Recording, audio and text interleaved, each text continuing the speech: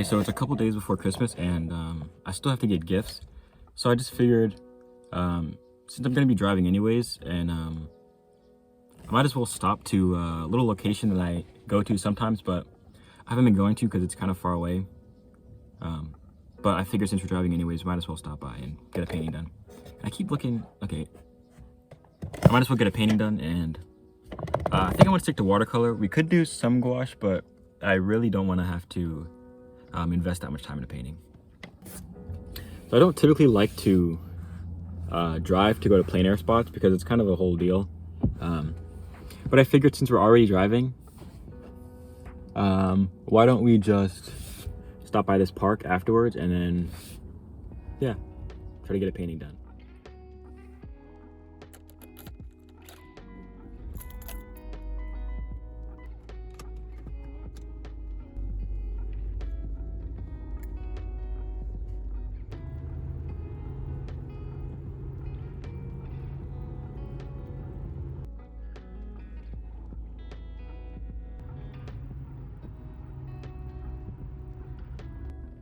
Okay, actually I had to change my mind. I just got to Walmart. I'm gonna be buying some gifts, and then I saw this truck outside, and I think that's what I want to paint. I think that's what I want to paint.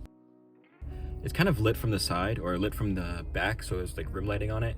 I think that would be cool because then the pure white would be the outline, and then everything else would be the kind of like a grayed down tone. And I'm not sure if I'm quite at that skill level yet to be able to do that, but I guess we'll find out if I'm at that skill level.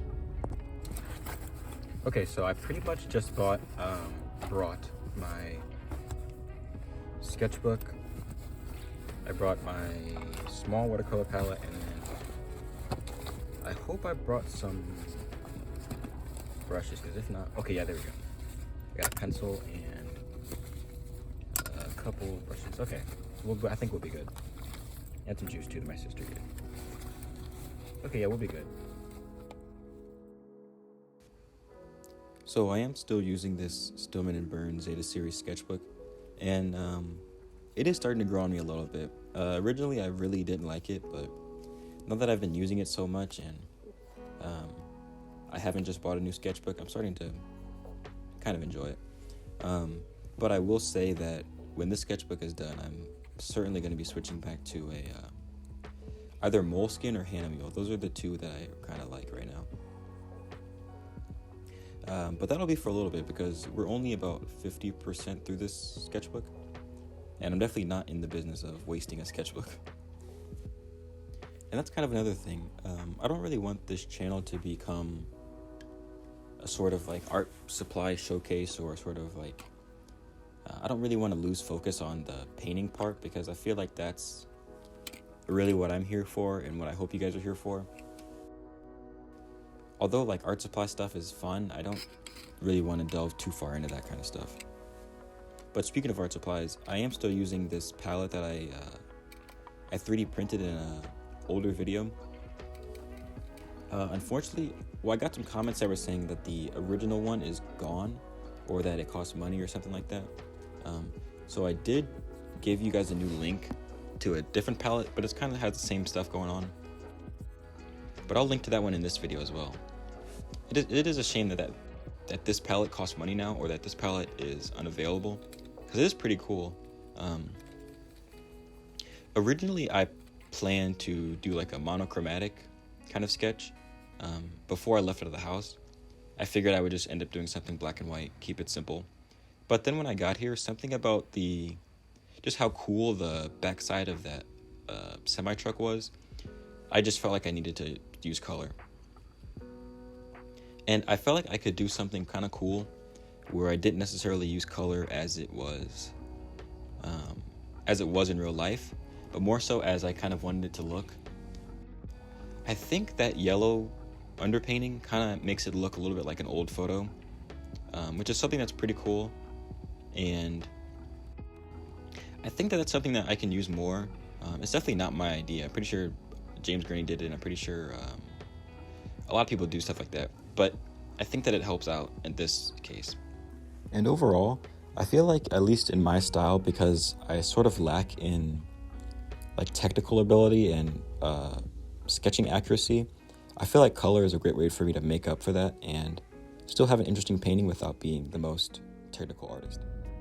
Okay, so we're probably a good like 50-60% done with the painting. I'm gonna go inside and get some gifts and then I'll come out. I'm sure the subject will be a little different, but I don't think it should matter too much. So I'm back inside and the truck is still here, so that's good.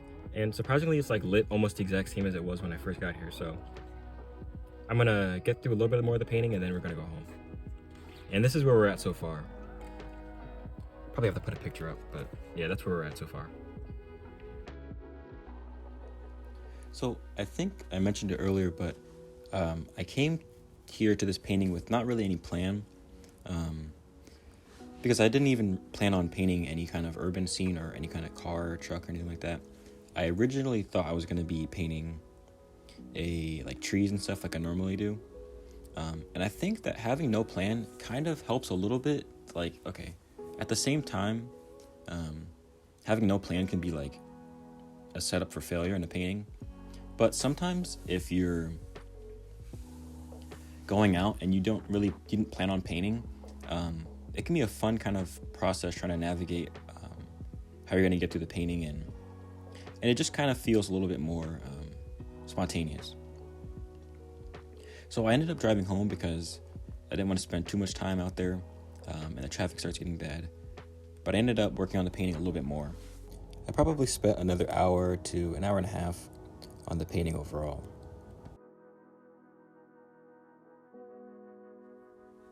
Overall, I think this trip was really nice, and it reminded me that you can kind of find painting inspiration or art inspiration, plein air inspiration, really anywhere. I came out to get gifts, and then I ended up painting a little painting that I'm pretty happy with. And it honestly makes me think, how many of these little paintings have I missed just because I don't carry my supplies everywhere? I didn't get the whole thing done on location, but I got like the big majority of the painting done while I was outside, and so I can catch the light. And if I carried my supplies like that all the time, I'd probably have twice as many paintings as I do now. So I feel like as long as you let inspiration come to you, you can kind of make a painting out of anything. If you guys liked the video, be sure to leave a like and subscribe. And if you want to see a video that I think you would like, you can click the top one. And if you want to see a video that YouTube thinks you would like, you can click the bottom one. And as always, see you later. Bye.